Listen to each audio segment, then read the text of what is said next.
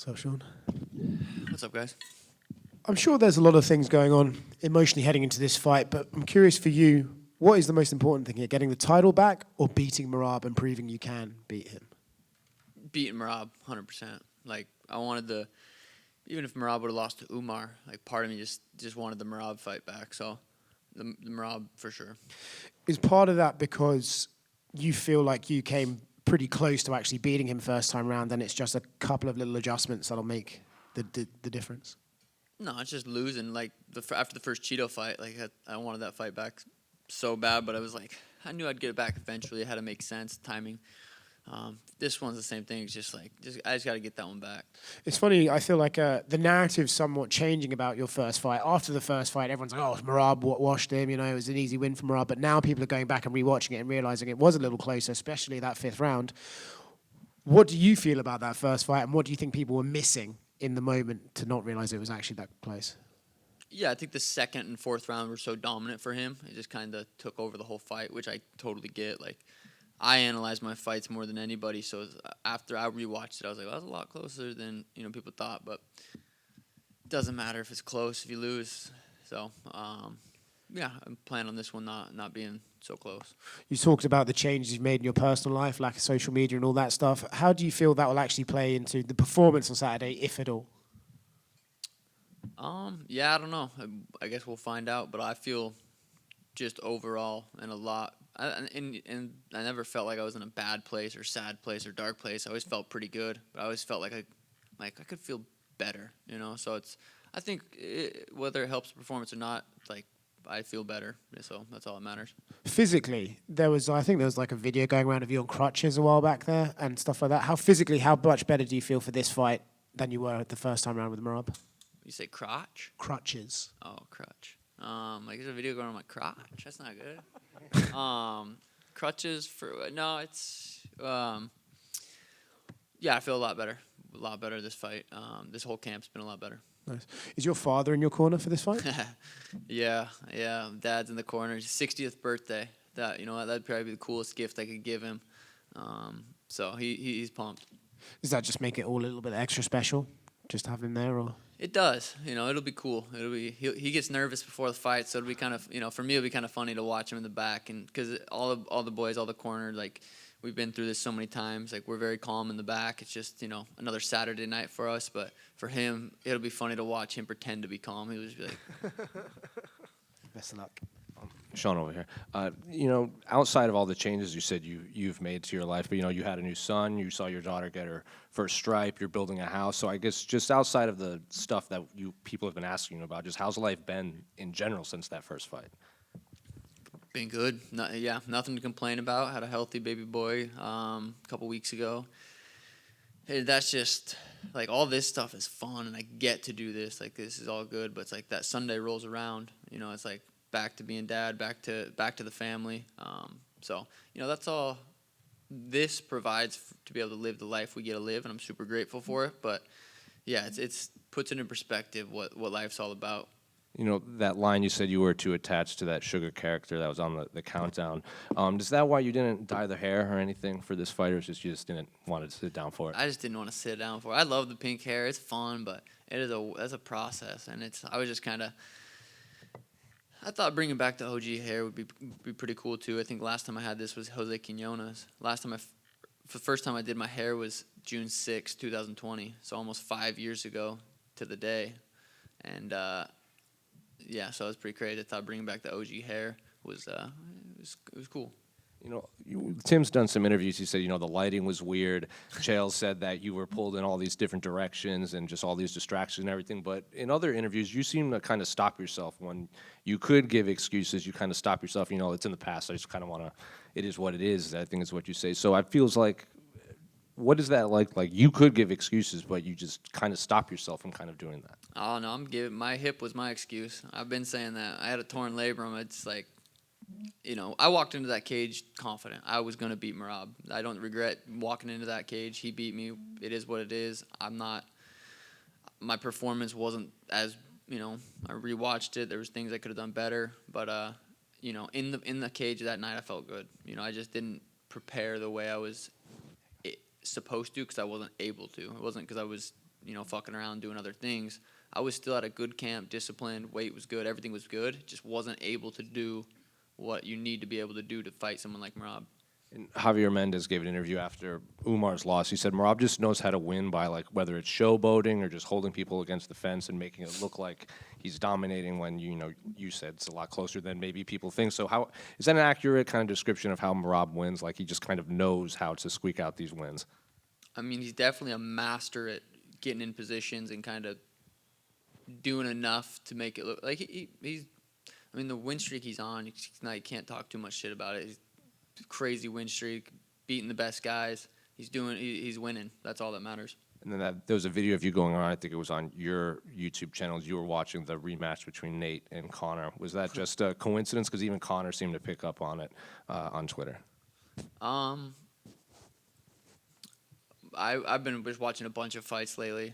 I don't know. Just been watching a bunch of fights.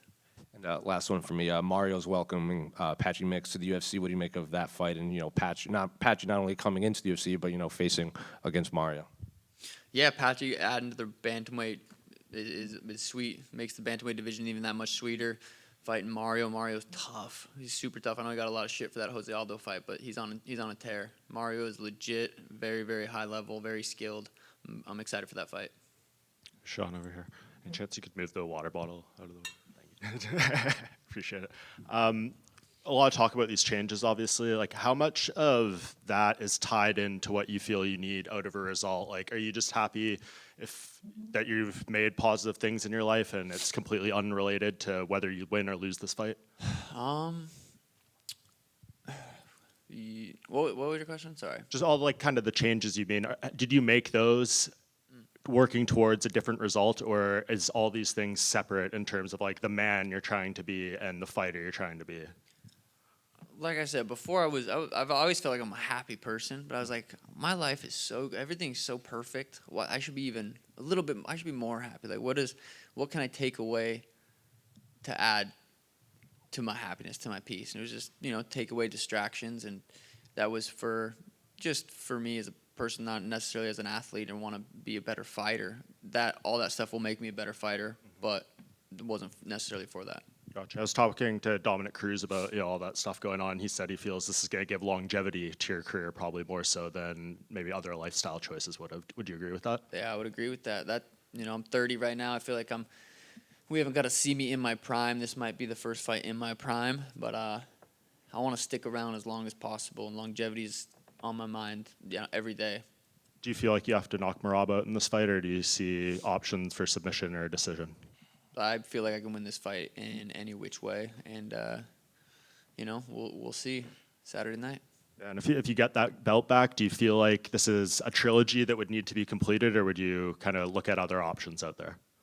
Definitely possible. I like having options. I like it's nice to be able to have options after a fight, so that's possible. Yeah, and just last one, Merab said he wants to have 4 title defenses this year. He's already talking about having 2 more after you. Do you feel like he is giving you your appropriate respect and focus going into this rematch?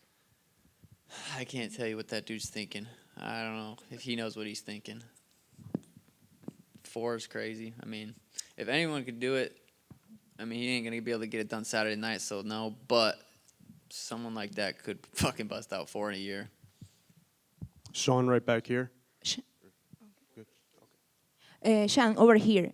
After you win your fight against Merab, if you win, what are your plans? Training with Adesanya is something that you will keep? Izzy was just in Arizona. He hit me up. I said, pull up to the gym, hang out, and that was super cool.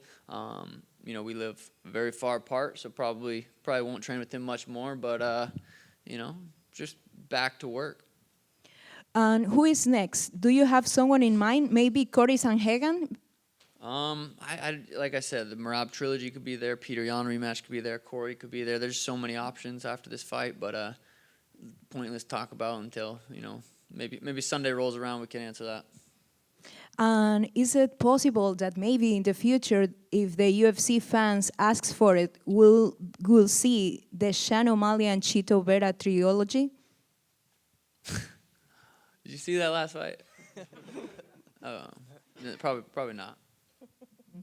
Okay, thank you. Sean, the last time you came off a loss was when you finished Thomas Almeida and you went on that crazy streak to become champion. During this camp, did you ever reflect on those times, think about what it took to kind of buckle down and do what you did there and prepare to do something similar? No, I definitely, yeah, the Thomas Almeida fight was one of my favorite performances, one of my favorite knockouts. So, coming off that loss and coming back to that performance, definitely, I've watched that fight back a few times and would love to Thomas Almeida Merab. And I respect the life changes that you made, and I'm assuming that they helped you in other ways other than your professional MMA career. Did you feel refined, healthier in other aspects of your life? And if so, what were they? I just feel more slowed down. Like life's just a little bit slower in a good way. Thank you. Is like kind of on that same note, do you feel like maybe you're able to be more present with especially your family now that you're kind of maybe not distracted with that persona, that the Sugar Sean persona? 100%. What in what ways? Like, are you just doing more things with your family, or like, how does this kind of manifest? I just feel like I'm not, you catch yourself, even if I catch myself I was driving, like kind of surfing Instagram, like, what the fuck am I doing? Just like catch myself and doing stuff like that. Or like playing with my daughter, surfing X, like, what am I doing here? So I feel like it just, limiting those distractions, definitely more present with the family, with training, with friends, just in general. And it just seems like in general, you got your father in your corner. You're talking about a lot better times with your children and that kind of thing. Do you just feel like you've grown a lot closer to your family, especially now that you're 30? I enjoyed my 20s. 20s were good. I feel like 30 was time to really grow up, and I'm very happy with how my 20s played out. I was able to stay dialed. I stayed disciplined. I was always focused. I never was lacking in fight camps. And never was an issue. I just now feel like I'm just evolving. Do you think you would have gotten there if maybe that fight in September didn't go the way it did, if you had won that fight? Yeah, I do. I do think I would have gotten there because I've wanted to do that for a long time. I think that just kind of either pushed it forward, but I do think I would eventually have gotten to this spot. But you never know. And then one more question about the fight itself, the fact that this is a rematch. You're no stranger to rematches now. How much do you kind of, especially from your first experience with Cheeto and everything, how much do you draw upon the fact that you've had time in the cage with this person to be able to help you in this case? Yeah, I mean, we both had 25 minutes together, so if it helps me, it helps him. But he didn't get the best version of me, so I don't know if he's overlooking me. I don't think he is. I think he knows this is a tough fight. But yeah, I feel like I got a good version of Merab. I think he's in his prime right now. He's had the best performance of his life against Umar. But I don't think he got the best version of me, so I think I can surprise him. Actually, one more question. I mean, we've seen you kind of have some fun in the cage, too. You like to whip out the basketball moves and that kind of thing. Are we still going to see that if you're feeling it, or is that kind of past now? It just comes out when it comes out. I don't plan that shit. Okay, thank you. Just to kind of play off the theme here, I guess, when you gave up these things, you said you were more present, but did you pick up any, like, new hobbies? Did you start maybe reading more? Was there anything that to pass the time? Definitely been playing some poker. Okay. Poker with the boys is a hell of a time. It's pretty much it. Other than that, everything else is just a little poker. Was there one that was harder to quit than the others? What's your full list of changes? I mean, what's your list, and which one was maybe the hardest one to give up? They were all, I haven't had an issue with any of them. It's just like I'm just done with them. Now we're here. That's gaming, social media. Anything else? No, that's about it. Over here. Last time I asked you about Dana White privilege. Do you think that concept still plays a role in how fighters get opportunities in the UFC? I don't know. You have to ask Dana that, but they see potential in people, and if you give the UFC opportunity to if you go get some sweet knockouts, they're gonna post them. It's gonna be all over. You do some sweet shit, they're gonna post it. They can't make that shit up. That shit I did. Like, I've earned where I'm at, and super grateful for the UFC. Yeah. One other question. Your coach Tim Welch recently said Merab is the best bantamweight of all time. Do you also believe that? I do. Yeah, Merab's the best bantamweight. I think Aljo was at the time I beat him, and I think Merab is right now too. All right, thank you. Sean, obviously this McGregor thing kind of blew up online, and you watching the Diaz fight. I wonder, like, what do you gauge? I haven't seen it, to be honest. Filling Right. in. Oh well, of course you're not on social media. But what do you gauge when you watch that fight? Because I can't think of it as being like a particularly similar matchup stylistically or anything to this rematch between you and Merab. Well, so I was watching a Conor Nate. I don't know what you're talking about, but Yeah. I want to tell me what. No, but basically, like this footage of you watching the Conor Nate rematch. Like you mentioned, you've been watching a lot of fights. What is it that you gauge from watching that fight in particular? I mean, it doesn't seem like a super similar fight to this one coming up on Saturday. No, yeah, I just been watching a bunch of fights. I didn't even know there was like we just have cameras recording so much. I didn't realize like that was a moment that got captured. I've been watching a bunch of fights, been watching some rematches, watched Chuck versus Randy, which I've never watched Chuck Liddell fights. Like obviously I knew who he was, but I've been watching a lot of old school fights. It's been cool. But yeah, I've always taken inspiration from Conor fights. I watch Conor fights more probably than my fights more, but I've watched a lot of Conor fights. But what did Conor say? Well, he was very complimentary. He was basically comparing the way you're preparing for this fight to how he prepared for Nate too, and it seems as though the relationship's back on track between you two. Hell yeah, I'll take it. Are you happy about that? Like obviously I know it's been rocky with you two, but it seems like now all good again. I'll forever be a huge Conor fan. I feel grateful to be able to watch his come up like in my generation. Like I watched it happen. So I think we'll look back. I mean, he had one of the craziest careers. So it's cool to be able to watch it happen. While I was getting into the UFC and everything. So yeah, I'm pumped that the relationship's back to good. And last thing, just you've had a pretty star-studded kind of camp, and people talked about Izzy before, and I know that Demetrius Johnson was over as well. How much I'd imagine DJ probably you can gauge a bit more because he's more your size and someone who can better replicate probably what Merab can do. But how much does it benefit having sort of A-list names like that in the camp? Yeah, I think it's cool just for the guys that train at the gym. You see Israel Adesanya come in and take class, and you see Demetrius come in rolling the gi. Like it's just super inspiring to everybody. It was inspiring to me to see how humble they are and wanting to continue to learn.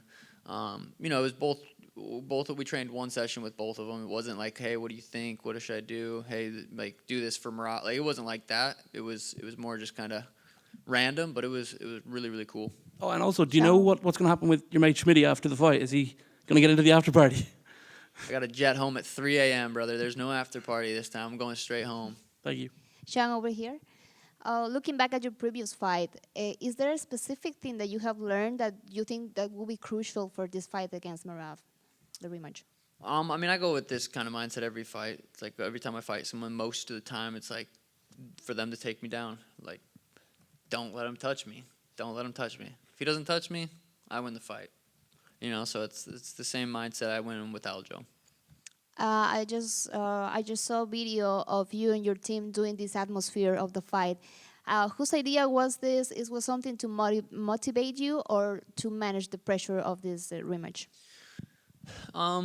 Yeah, no, it's Tim. Tim said, hey, we started training later in the afternoon. We've never sparred that late, so we just did a whole simulation, kind of the walkout, stood in the cage, waited for a little bit, and yeah, just simulating it, kind of visualizing it.